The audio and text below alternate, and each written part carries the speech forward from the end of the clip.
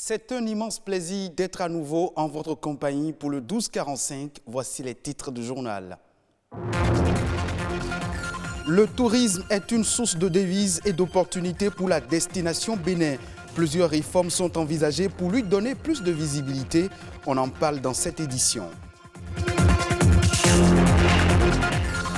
L'hypertension artérielle est un trouble cardiovasculaire fréquent. Elle est un problème majeur de santé, mais on peut la traiter et même l'éviter. Les précisions dans un instant.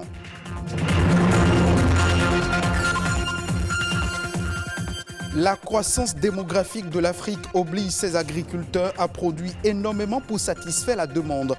Pour relever ce défi, l'Afrique doit pouvoir compter sur la jeunesse pour mettre un terme à la pauvreté et à la faim.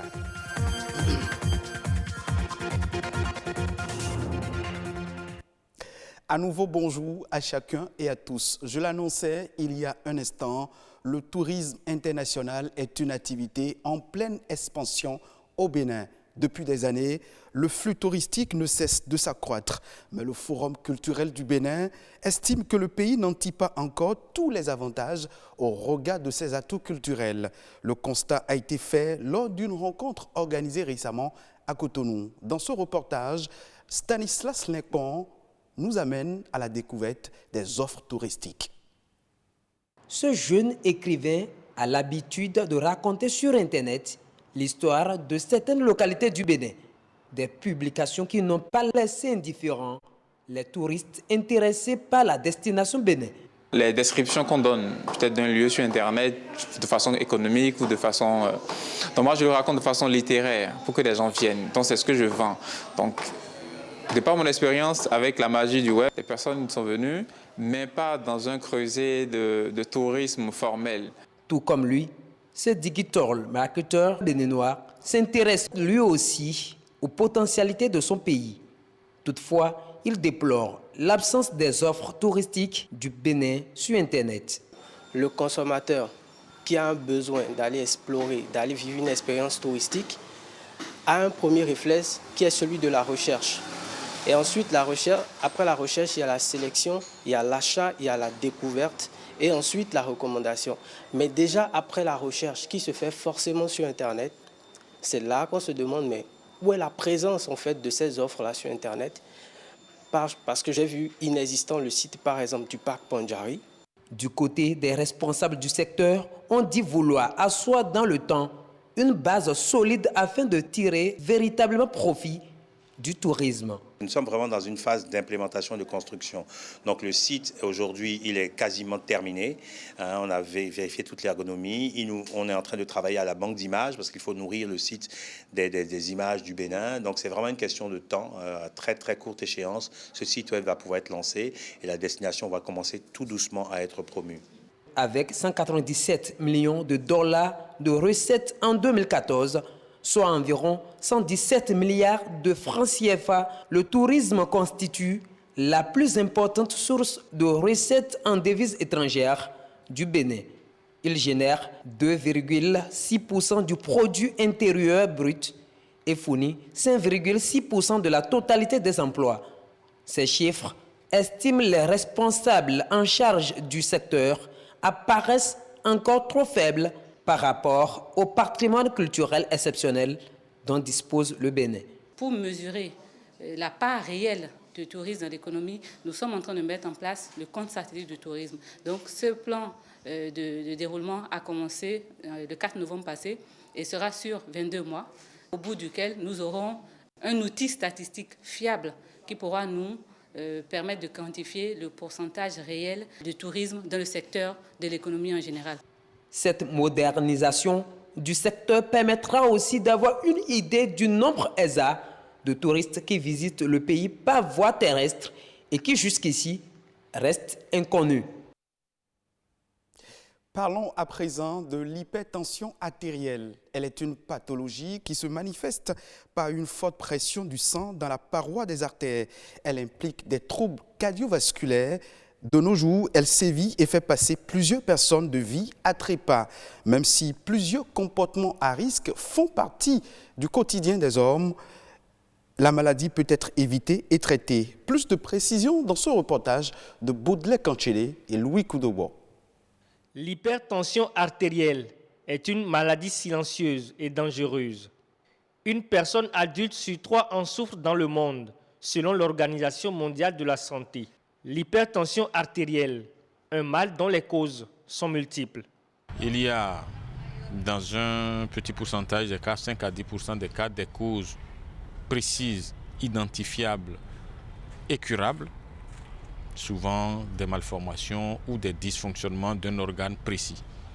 Certaines maladies des reins peuvent donner spécifiquement une pression artérielle, mais dans la grande majorité des cas, l'hypertension artérielle relève de mécanismes complexes, divers, enchevêtrés. C'est le cas de l'hypertension artérielle essentielle de l'adulte. Les facteurs de risque, vous avez l'obésité. Donc vous avez l'absence d'exercice physique. Il y a l'alimentation. Quand l'alimentation est trop riche en sel et trop riche en lipides, donc l'alimentation riche en cholestérol, donc la personne peut faire facilement et très vite l'hypertension artérielle. Pour éviter d'être hypertendu, des comportements sains sont à adopter au quotidien. Il y a des choses dont la consommation est, disons, encouragée, les fruits et légumes. Parce qu'il y a des substances dans les fruits et légumes qui peuvent améliorer le fonctionnement des vaisseaux et du cœur et prévenir la survenue d'une hypertension artérielle. En dehors des questions alimentaires, il y a l'entraînement physique qui favorise la normalisation de la pression artérielle. Marcher, nager et faire globalement beaucoup d'exercices physiques. Globalement, si on peut faire 30 à 45 minutes tous les jours, c'est bon. C'est pour ça qu'on recommande à tout le monde de faire prendre sa tension artérielle au moins une fois par an, même si tout va très bien. Une recommandation du médecin pour aider les malades à contrôler périodiquement leur tension artérielle. Un geste simple à multiples bénéfices. Si et seulement si chaque individu respecte les traitements non médicamenteux. Le traitement non médicamenteux consistera à limiter, par exemple, les substances qui vont élever la pression artérielle, comme le sel alimentaire, comme le café, les excitants divers. Limiter ces substances-là qui font partie de l'alimentation. Et puis il y a des substances qu'il faut interrompre parce qu'elles ne font pas partie des besoins. Par exemple, fumer la cigarette. L'hypertension artérielle est une pathologie qui peut se manifester chez tout homme du fait de certains facteurs comportementaux. Contrôler alors quotidiennement sa tension artérielle est un geste simple mais salutaire que tout être doit pouvoir faire pour réguler sa tension. En Afrique, la population ne cesse d'augmenter. Au même moment, la productivité agricole diminue et c'est l'exode rural qui s'installe. Pour contrer cette situation, les jeunes agriculteurs apparaissent comme la solution pour mettre un terme à la faim et à la pauvreté en Afrique. Mais ils doivent faire face à de nombreux défis. Douins Arohessi, agronome, nous parle des défis au micro de Edwige Agossou et Ulvaïs Balogun. La jeunesse constitue la relève de tout secteur. Et puis si les jeunes s'intéressent à l'agriculture, je crois que ça c'est une chance pour le Bénin. Puis le pays doit, et puis toute la jeunesse d'abord, doivent se rassurer que notre agriculture aura une relève de qualité. Parce que notre agriculture, comme vous le constatez, est en train de se développer. Je suis d'accord avec le boom qu'on constate avec la production cotonnière, la production des céréales, notamment le maïs et autres. Mais les jeunes ont 3 problèmes fondamentaux. Le premier problème, c'est l'accès à la formation de qualité. Toute la formation que nous recevons dans les lycées, collèges et universités agricoles, c'est vrai, sont orientées vers l'auto-emploi, mais je le dis toujours, ce sont des mécaniciens qui forment des mécaniciens, c'est des entrepreneurs qui pourront former des entrepreneurs agricoles. Donc on ne peut pas demander à un enseignant ou un enseignant-chercheur de former un entrepreneur agricole, c'est un peu utopique. Alors le second grand problème, c'est l'accès au foncier. Vous voyez, les jeunes n'ont pas accès à la terre. Au Bénin, c'est vraiment compliqué, surtout dans la partie méridionale. Et le troisième problème, c'est l'accès au financement. Pour même accéder à ce financement, la garantie que les gens demandent est une garantie foncière. Donc il faut disposer d'une terre. Le jeune a des difficultés d'accès à la terre. Comment voulez-vous qu'il ait la garantie foncière? C'est presque impossible. Le taux d'intérêt que pratiquent les institutions de microfinance de la place varie entre 15 et 24%. Donc aucun jeune ne pourra s'en sortir avec ce taux d'intérêt qu'on constate au niveau des IMF. Donc du coup, lorsqu'on n'arrive pas à relever donc, ce défi lié au foncier, au financement et puis à une formation de qualité, on ne pourra pas sentir tout l'effort que la jeunesse fournit aujourd'hui dans ce secteur qu'est l'agriculture. Vous voyez, récemment, le gouvernement a mis en place un fonds national pour le développement de l'agriculture. Je pense qu'on peut dans ce fonds-là trouver un fonds spécifique pour la jeunesse et pour l'entrepreneuriat agricole des jeunes. Si on le fait et on définit une stratégie nationale d'insertion des jeunes dans l'agriculture, je crois qu'avec un statut de jeune agriculteur, le jeune sait ce à quoi il a droit et ce à quoi il est confronté. Je crois que ça lui permettrait de mieux s'investir et puis se maintenir dans l'activité. Des alternatives aux pesticides, c'est désormais possible. Ces substances utilisées pour lutter contre les organismes se révèlent nuisibles aux productions agricoles. Du coup, nombreux sont les paysans qui ont opté pour l'utilisation de nouvelles méthodes en vue de préserver leur culture. Précision, Amandine Aniabosso. 50% de la production agricole est perdue chaque année avant ou après la récolte dans le monde. Pour protéger les cultures des bioagresseurs nuisibles, les paysans font recours aux pesticides. Les pesticides, c'est des produits qui sont élaborés pour contrôler ou tuer les pestes, c'est-à-dire les insectes. Si vous entendez cide, ça veut dire que ça tue. Et parmi ces pestes, nous avons les insectes, nous avons les champignons, nous avons toutes sortes d'insectes qui peuvent vraiment endommager la culture.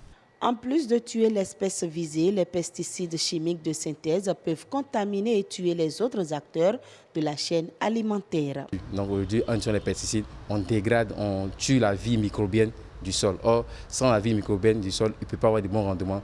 Il peut pas avoir l'agriculture. C'est pour ça qu'aujourd'hui, beaucoup de paysans constatent que nos terres sont très pauvres de jour en jour. Il y a beaucoup d'études qui ont démontré que les pesticides étaient néfastes pour la santé. Il y a des problèmes de cancer, il y a des problèmes de diabète, il y a des problèmes de fibrome. Il y a plusieurs maladies quand même qui sont à la base de l'utilisation des pesticides. Même dans les vallées, les zones humides, on rencontre des personnes qui vont déverser ces herbicides dans les zones humides, disant qu'ils veulent contrôler les herbes. C'est une aberration totale. Vous voulez planter sur un terrain et le terrain est déjà contaminé par les herbicides. Qu'est-ce que vous voulez récolter pour l'homme? Sans une terre en bonne santé, on ne peut pas avoir des récoltes qui vont servir à la nutrition ou à l'alimentation humaine. Même à l'alimentation animale, ce n'est pas possible. Pour changer la donne, des solutions existent et se multiplient afin de réduire l'usage des pesticides chimiques de synthèse. Nous avons l'huile de Nîmes, nous avons les feuilles de Nîmes, nous avons les graines de Nîmes. À part cela, on peut ajouter cela le savon coton pour finir la solution. Puisque l'huile de Nîmes, on le fait dans une solution, on le mélange à de l'eau. Que ce soit et les feuilles de Nîmes, aussi on les utilise. Mais aussi, nous avons le gingembre, nous avons l'ail, nous avons le tabac et nous avons la cendre.